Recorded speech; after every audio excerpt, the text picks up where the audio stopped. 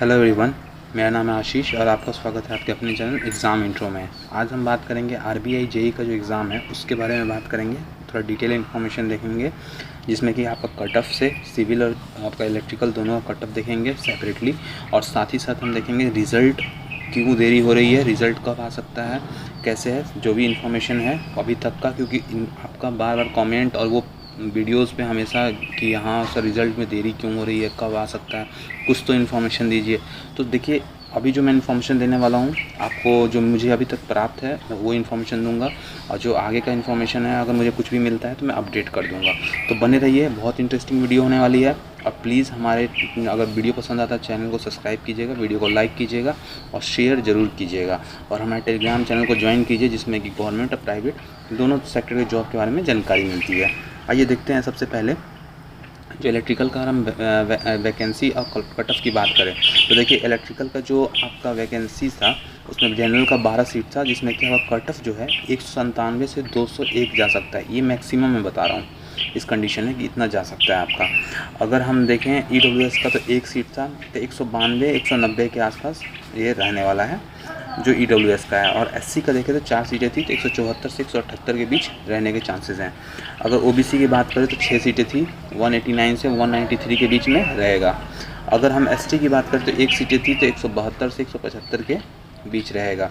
अब यहाँ एक चीज़, चलिए हम थोड़ा आगे बात करेंगे इसके बारे में। देखिए, सबसे पहले बात करते हैं पीडब्ल्यूडी के बारे में भी, और जिसमें 164 से 167 के बीच रहने के चांसेस हैं। आपको ये ध्यान रखना पड़ेगा। अब हम देखते हैं कि जो सिविल है उसमें क्या कट ऑफ रह सकता है। जो जनरल की बात करें 13 सीटें थी, 200 से 500 205 के बीच रह सकता है। अगर हम बात करें ईडब्ल्यूएस का तो 1 सीटें हैं, और उसमें आपका 193 से 197 के बीच रहने के चांसेस हैं। अगर हम देखें एससी का तो कोई सीटें नहीं थी वहाँ पे, तो वहाँ पे कोई कट ऑफ होने का सवाल ही नहीं है। अगर ओबीसी का देखें तो 7 सीटें थी, जिसमें कि 190 से 195 के बीच रहने के चांसेस हैं। अगर हम बात करें एसटी का तो एसटी का 183 से 188 के बीच रहने के चांसेस हैं, जिसमें कि 3 सीटें थी उनकी। अगर हम पीडब्ल्यूडी की बात करें तो 170 से 174 के बीच रहने के चांसेस हैं आपके पीडब्ल्यूडी का, फिजिकली हैंडीकैप का।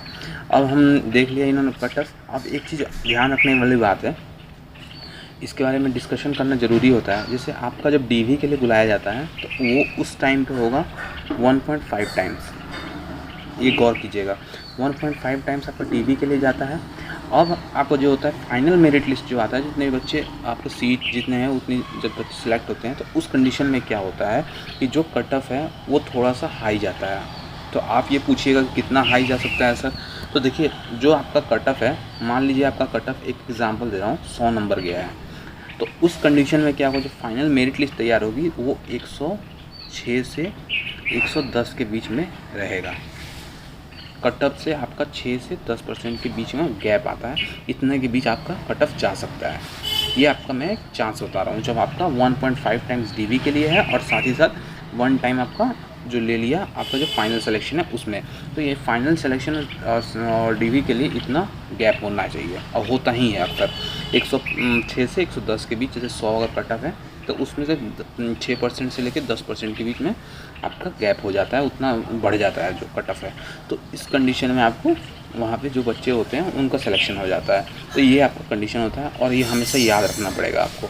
तो इससे आप अंदेशा लगा सकते हैं, जब आपका कट ऑफ आता है तो उससे आप अंदेशा लगा सकते हैं आपका फाइनल मेरिट लिस्ट में होगा या नहीं होगा, ये क्लियरली। लेकिन एक चीज़ मैं और बताऊंगा कि वहाँ पे क्यों डाउट हो जाता है कि फाइनल मेरिट लिस्ट में अगर मान लीजिए कि आपके कम भी हैं तो हो जाए। वो उस कंडीशन में होता है, मान लीजिए कि मैं अपना ही एग्जांपल देता हूँ कि मेरा हो गया यहाँ पे, और मैं वहाँ गया आपका डीवी के लिए, डीवी मैंने करा लिया। अब डीवी कराने के बाद क्या होता है कि आपका कुछ बच्चे डीवी करने जाते हैं और कुछ बच्चे नहीं जाते हैं। क्यों नहीं जाते हैं? क्योंकि उनका ऑलरेडी सिलेक्शन हो गया रहता है, जो एग्ज़ाम का इतना लंबा जो ड्यूरेशन होता है उसमें हो गया रहता है, या ऑलरेडी वो जॉब में रहते हैं और उनको ये जॉब नहीं चाहिए होती है। वो सिर्फ ऐसे एग्जाम्पल के तौर पे ले लेते हैं कि हाँ चलो ठीक है, फॉर ग्रांटेड लेके अपना एग्ज़ाम दे देते हैं। तो उस कंडीशन में आपका यहाँ पे बच जाता है जो सीट, यहाँ पे जो बच्चे डीवी नहीं कराते हैं, तो उस कंडीशन में वहाँ पे 1.5 टाइम्स बच्चे लिया है, और वहाँ पे उन बच्चों का नहीं हुआ जो कि बच्चे का नंबर ज़्यादा थे, तो उस कंडीशन में थोड़ा सा कट ऑफ डाउन हो जाता है। तो ये कंडीशन है जो कि कट ऑफ डाउन जाने के। तो आई होप कि आपको समझ में आ गया होगा। अब हम बात करते हैं रिज़ल्ट के बारे में। देखिए, रिज़ल्ट के बारे में एक चीज़ जो सामने आ रही है, रिज़ल्ट आपका जुलाई में पब्लिश हो जाएगा। रिज़ल्ट, एक और चीज़, रिज़ल्ट की जब मैं बात करूँ तो रिज़ल्ट में अभी आपका एक बच रहा है आरबीआई ऑफिस अटेंडेंट का और आरबीआई जेई का, ये 2 रिज़ल्ट अभी बच रहे हैं। तो कल भी मैंने बताया था बहुत सारे बच्चों का मतलब एक होता है ना कि उनको आदत होती है कमेंट करने की, उनको मैंने बोला था कि कल रिज़ल्ट नहीं आएगा आरबीआई की तरफ से। तो उनका था कि नहीं सर मंडे को भी रिज़ल्ट आ जाता है तो मंडे को आ जाएगा। मैंने कहा कल रिज़ल्ट नहीं आएगा किसी भी हाल में, अब आप अगले दिन आके कमेंट करके पूछ लेना कि रिज़ल्ट कब आएगा। मैंने उनको डायरेक्टली नहीं बताया। तो उस कंडीशन में अगर आप सही तरीके से कमेंट करें और पूछे चीज़ों को तो आदमी उसको इंश्योर होकर बता भी देता है। लेकिन जब आप ये कहें कि रिज़ल्ट आ जाता है, ये होता है, तो उस कंडीशन में क्या होता है, आप संवाद नहीं, आप विवाद खड़ा कर रहे हैं। तो ये जो विवाद होता है ना, ये मूर्ख आदमी का काम होता है, तो उसमें आपको नहीं पढ़ना चाहिए। इसीलिए मैंने उनको क्लियर नहीं बताया उनको कुछ। मैंने कहा आप कल आना, कल कमेंट करना, मैं आपको कल रिप्लाई करूँगा। तो देखिए कल रिज़ल्ट नहीं आया, तो मुझे जब पता था कि हाँ रिज़ल्ट नहीं आया तो मैंने बता दिया, क्योंकि मुझे ये इन्फॉर्मेशन था कि अभी 2 से 4 दिन के अंदर रिज़ल्ट नहीं आने वाला है। ये मैंने आपको क्लियर कर दिया है। 2 से 4 दिन के बीच में आरबीआई का कोई रिज़ल्ट नहीं आने वाला है और रिज़ल्ट जो है आपका जुलाई में पब्लिश होगा। जो भी है आपको मैंने ये बता दिया।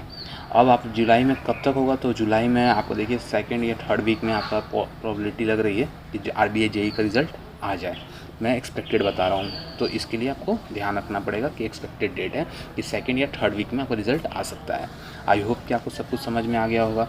अगर कोई डाउट है तो कमेंट बॉक्स में पूछ सकते हैं और मिलते हैं नेक्स्ट वीडियो में। अगर वीडियो पसंद आता है तो प्लीज़ चैनल को सब्सक्राइब कीजिएगा, वीडियो को लाइक कीजिएगा और जितना हो सके उतना शेयर कीजिएगा। टेलीग्राम चैनल को ज्वाइन करना मत भूलिएगा, जिसमें गवर्नमेंट और प्राइवेट दोनों सेक्टर के जॉब के बारे में जानकारी मिलती है।